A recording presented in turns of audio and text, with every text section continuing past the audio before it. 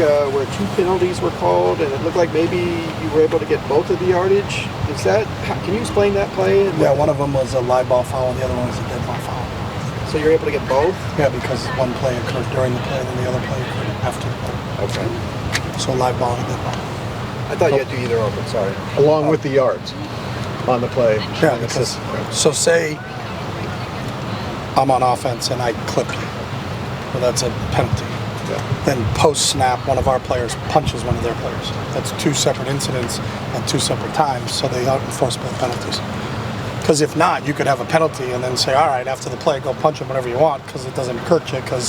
Sure. So any dead ball foul is added on to whatever occurred during the play, whether it was a positive or negative. Watching that tape, what were some of your takeaways from that game? I thought our defense in the first half did an outstanding job against what was the best passing offense in the country. I really think when you boil it down to those 2 key turnovers that Blay made and John made, were huge for us, and their ability to capitalize and score points off of those. So you could extend a lead. We didn't think we'd go into that game and you're going to shut down that offense for the entire game. But you got to get stops, and I think that's the key to what our defense has done. They created pressure on the quarterback. They made him uncomfortable at times, and I think our secondary did a really good job covering, especially in the first half, so we got ourselves a chance to get out. Now, we knew we were going to have to take their best shot coming back. And then the other thing I was really proud of is how our offense, taking the ball over 3 minutes and 59 seconds to go in the game, ran the clock out. And to be a good football team, you have to be a good 4-minute offense. And when you're a 4-minute offense, that means you're winning. And then we got to finish the game on the offensive side of the ball. And, to pick up those 3 first downs at the end of the game, I thought was critical. We executed really well on the offensive side. There were some things we felt we could exploit with our route running from our outside receivers that I think they did. And that's a chance for us to get to 40. There's still a lot of things we got to clean up, that we got to do to get better. But to play a quality opponent like that and to play with the effort, I think the energy that our guys had was really good, especially when you have a disruptive week. So we had a practice last Sunday because we didn't have a day off last week because of the schedule playing a Friday night game. So our guys came back and really I thought they handled the week and how the week was structured really well. So. Jake Bobo's been in a good rhythm probably the last 3 games or so. What's been happening with him that's working? I'm obviously he's a talented player, but what's kind of elevated his game? I would say he's been in a rhythm every game we played. So it really just depends on how the defense deploys himself and what they're going to give us. But he's been like that since the day he got here. He's got a tremendous work ethic. Really cares about football, loves playing football. He's one of those guys that's in the building 24/7. He's got a great feel for our quarterbacks, all of them, because he's worked extremely close with all of those guys. But it's he's a byproduct of the hard work that he's putting in. We've been fortunate enough to be able to have him. If people decide they want to play, certain coverages on him, then I think he understands them and can exploit them. Chip, with this team not being ranked again 5-0, and with the experience level, is this team better equipped to handle that, and also the hoopla for a matchup like this week? That's the golden question. That's what we're here to find out during this week. I think that's part of the whole thing. The ranking's good, and I think it's deserved by those guys, and they should be proud of that. But the rank, after you're ranked, there's really nothing else. You don't get a trophy. You don't get anything. You don't get something handed to you. You got to go back to work. And we know that we beat Washington last week because of our preparation during the week. We know if we're going to beat Utah, it's going to be because of our preparation during the week. Things don't just happen to you. Hope isn't a strategy. You got to put the work in, and then so far these guys have done that. So we'll see how the tides have turned a little bit from that standpoint. But we're not the highest ranked team in this game. We're playing against an even higher ranked team, and really the defending champs in the conference. So I think that's got everybody's attention in that building right now. When you have an extra day of prep for the week, did you just let them just have another day of recovery, or were there meetings? No, they were off on Saturday. So. Off on Saturday. Yeah, so we just went back to our normal week. So we're playing a Saturday game, so we start on Sunday. So we start on Monday. So it was just a normal day. So anything that happens when you play a Friday game, they just get Saturday off. So normally we play a game on Saturday and they wouldn't be off, but there was nothing planned. You got to give them 1 day off a week. So our 1 day off last week was Saturday because we had a practice the Sunday before. So.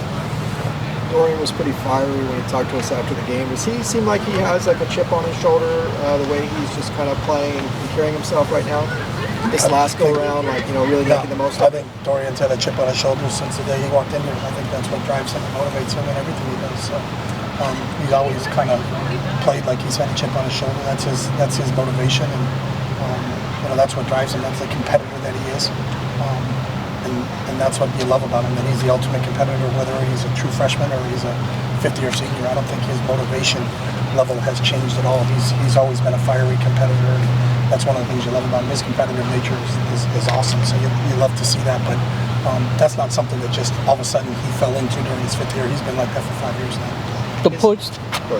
The poise that he's playing with, though, Chip, does that just come from getting increased reps and Yeah, I being in think games he's like growing, Friday night? He's growing like anybody. I mean, the more experience he gets, and he's a byproduct of his experience. And the one thing that he does a great job of is he always learns from every situation. So that he's been in a lot of situations and he's learned a lot of things. And I think he continues to get better every time he gets in a new situation. So that's a credit to him and the type of player that he is that he can learn no matter what the situation he is. Whether he's a freshman or he's a fifth-year kid, there's always learning opportunities for him, and he takes advantage of those. Speaking of which, among all the great plays he made during that game, being able to get that hit on that near interception, what's your takeaway on that play? Yeah, I mean, that's just the type of kid. I've said it since the jump. One of his best qualities is his toughness. So, a critical point in the game. We had an open receiver, and he made the right read and was throwing to a wide open Kaz running underneath. Their D lineman got a hand up and get the ball tipped. Went back to one of the other D linemen, and for him to separate the ball from him, I think the D lineman was as surprised as everybody else that he was getting hit like that. But that's just Dorian. He's going to compete and play whistle to whistle all the time. So, sometimes things don't go your way. Random acts happen in a game, and a strange tip ball. But just because it was tipped doesn't mean that's the end of it.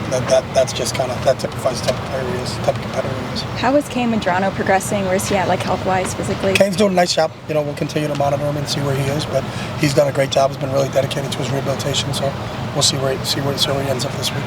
Dorian's made some pretty high-profile hurdles against SC and then last week. Are you obviously he's had a lot of success with it, but some might say it kind of puts him at injury risk. Are you? Yeah, we talked to him about that.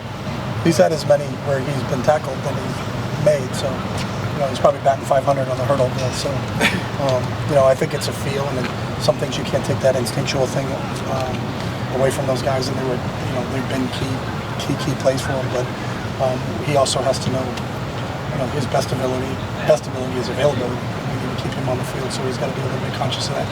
You see him sliding a little bit more. I think he's learning, and Coach Gundy's worked with him a little bit on that, where he doesn't have to take the unnecessary hits. We always talk about our mantra when you have the ball in your hands is touchdown, first down, get down when you're a quarterback, because you got to be able to play the next snap. So when he does it and it works, you're excited for him. But he's done it a few times and it hasn't worked, and you hope he gets up because we can't afford to have him get injured. What'd you think of the stutter step for the touchdown? That's just, those are things that you see every day in practice. He's an elusive runner, and it was just a really good play on his part. To make sure, again, it's the same thing, not taking a hit. He could have lowered his shoulder and tried to get across the goal line, but we always like it better where he's not taking hits, so it was a heck of a play by him. Gary Smith going to try to practice? Gary Smith should practice this week. We'll see what we can get out of him. How would you assess Dorian's throws under pressure, especially after that first drive and the adjustments that he made? The adjustments that he made? As far after the first drive, it looked like he was under pressure about 3 or 4 times, but then after that drive, it seems like he either made an adjustment or he just got in a better rhythm. Yeah, I think he played a really good game and has been very smart with the ball. I think he's 3rd or 4th in the country in completion percentage. Thrown 11 touchdowns and 1 interception, so I think he's making really good decisions in everything he does. All right, thanks. All right, thanks.